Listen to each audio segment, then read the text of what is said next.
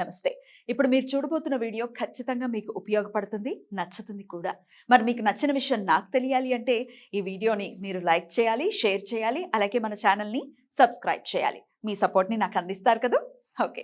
ఇప్పుడు వీడియోని స్టార్ట్ చేద్దాం. నమస్తే. Welcome to our channel. నేను కుప్పా పద్మిని. ప్రస్తుతంతో పాటు ప్రముఖ ఆధ్యాత్మికవేత్త, ప్రముఖ న్యూమరాలజిస్ట్ లక్ష్మీ నరసింహస్వామి ఉపాసకురాలు శ్రీమతి స్రవంతి గారు మనతో పాటు ఉన్నారు. మాట్లాడదాం. నమస్తే అక్క.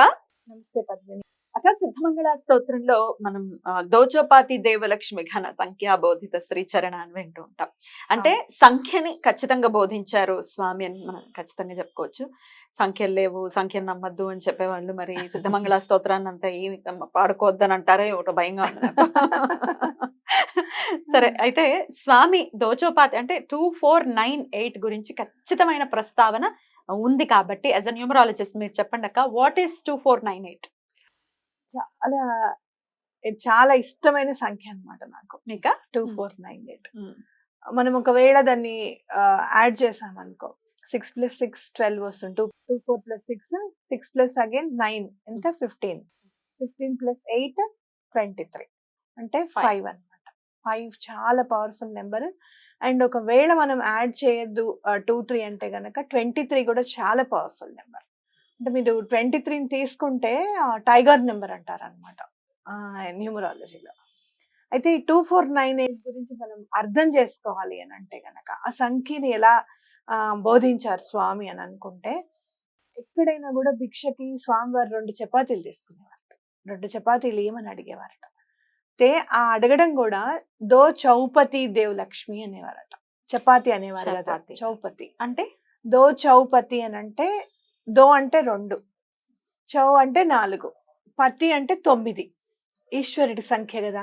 మనందరికీ కూడా ఎవరు మనకి సుప్రీం రూలర్ అనే వాళ్ళు ఉన్నారు కదా, ఆ సుప్రీం పవర్ నెంబర్ 9 అని కూడా మనం చెప్పుకుంటుంటాం, గాడ్స్ నెంబర్ అని చెప్పి. సో 9 అన్నమాట. దేవ్ లక్ష్మి అంటే దేవ్ అంటే 9 అని చెప్పగల, లక్ష్మి సంఖ్య 8.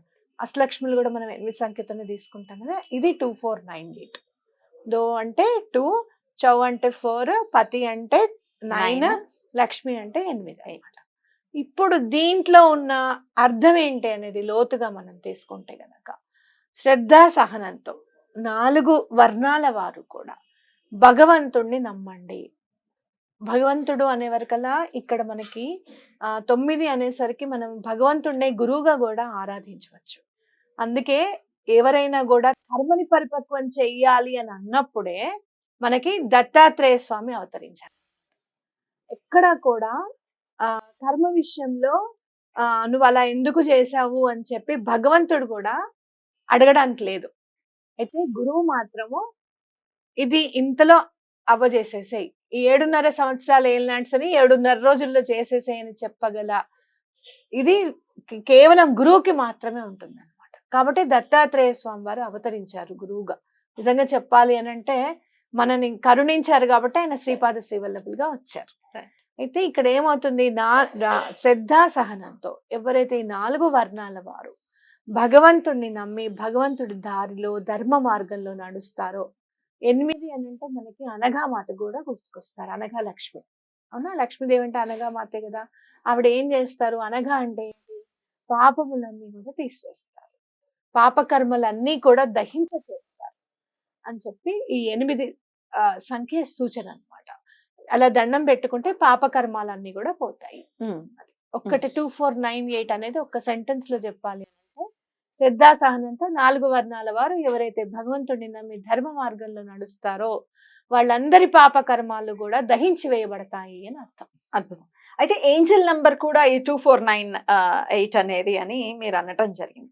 దాని గురించి చెప్పండి. ఒకవేళ 2498 కనపడింది మనకి, ఎట్లా మనం దండం పెట్టుకోవచ్చు ఇట్లాంటి 2498 అనే ఏంజల్ నెంబర్ ఉందా అంటే పర్టికులర్ గా ఖచ్చితంగా ఉంది అని నేను నమ్ముతాను.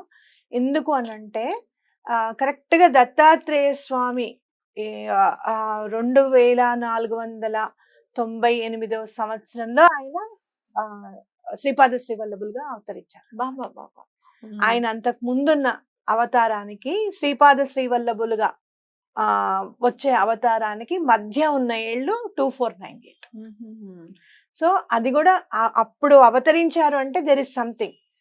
ఆ ఏంజల్ నెంబర్ ఉంది అని ఖచ్చితంగా మనం చెప్పుకోవచ్చు. అయితే మేనిఫెస్టేషన్ లో నేను చూసాను ఈ 2498 అసలు మేనిఫెస్టేషన్ లో ఏం చెప్పారు, ఏ ఏంజల్ దీనికి ప్రాధాన్యత వహిస్తుంది అని అంటే 2498 ఏంజల్ నెంబర్ మనకి ఏం చెప్తుంది అంటే ఎటువంటి పరిస్థితుల్లోనూ నీ హోప్ ని వదులుకోవద్దు, అస్సలు కూడా నువ్వు జీవితం మీద ఆశ అనేది వదులుకోవద్దు, ఎప్పుడు కూడా ప్రయత్నం చేయి, మళ్ళీ సఫలత రాలేదు మళ్ళీ ప్రయత్నం చేయి, ఎప్పుడప్పుడు మాత్రం సక్సెస్ మాత్రం కంపల్సరీ వస్తుంది అని చెప్తుంది అట 2498. అంటే మీరు ఏదైనా ఒక వర్క్ కోసం స్టార్ట్ చేస్తున్నప్పుడు మీకు ఎక్కడైనా 2498 కనపడింది లేదు, ఈ వెంటనే స్వామివారు చెప్పిన ఈ నెంబర్ కనపడింది, అప్పుడే మీకు సిద్ధమంగళ స్తోత్రం చదవాలనిపించింది, అప్పుడు చదువుతాంగా మనము. అలా అన్నప్పుడు నేనున్నాను, నీకేం భయం లేదు, నీ ప్రయత్నాన్ని ఎక్కడ ఆపకుండా నువ్వు చెయ్యి అని చెప్పారనమాట స్వామి.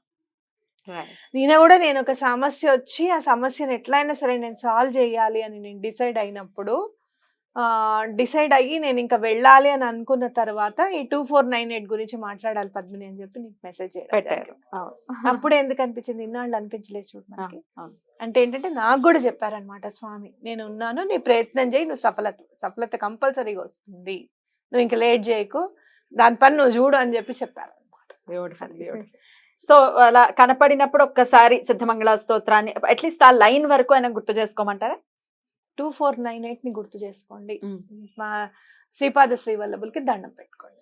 ఇంకోటి నేను చెప్తాను చూడు, సరే ఒకవేళ ధర్మ మార్గంలో నడవకపోతే ఏమవుతుంది, ఈ 2498 ఎక్స్ప్లెయిన్ చేస్తాను మనకి ఇక్కడ. ఇప్పుడు 9 సంఖ్యలో ఏది చేసినా కూడా 9 గానే మిగిలిపోతుంది అని మన అందరికీ తెలుసు. మీరు ఈవెన్ టేబుల్ చూసుకుంటే కనుక 9 1 9 9 2 18 అంటే 1 + 8 చేస్తే 9 వస్తుంది. మీరు 10 వరకు 9 10 90 చేసినా 100 చేసినా ఏం చేసినా 9 గానే మిగిలిపోతుంది. తనలో ఎవరిని కలుపుకోదు, నువ్వు ఏం చేసినా ఏం చేయకపోయినా భగవంతుడు మాత్రం భగవంతుడే.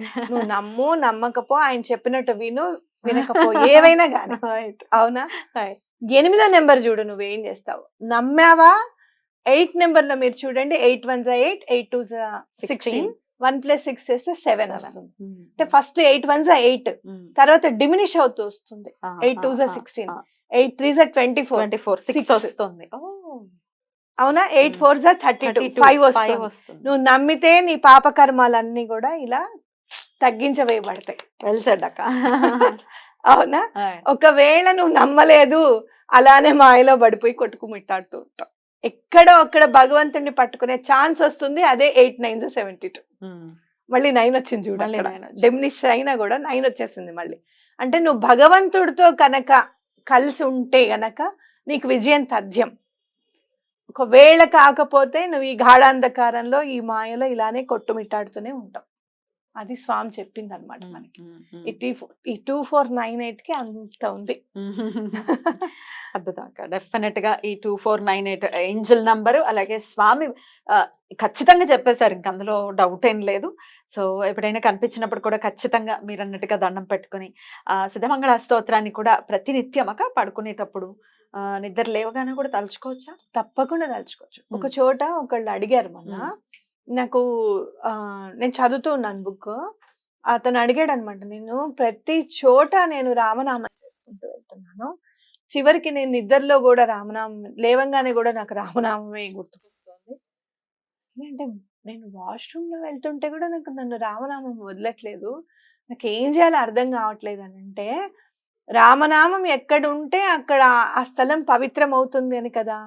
వాష్రూమ్ లో అది అపవిత్రమైన ఎందుకు అనుకుంటావు?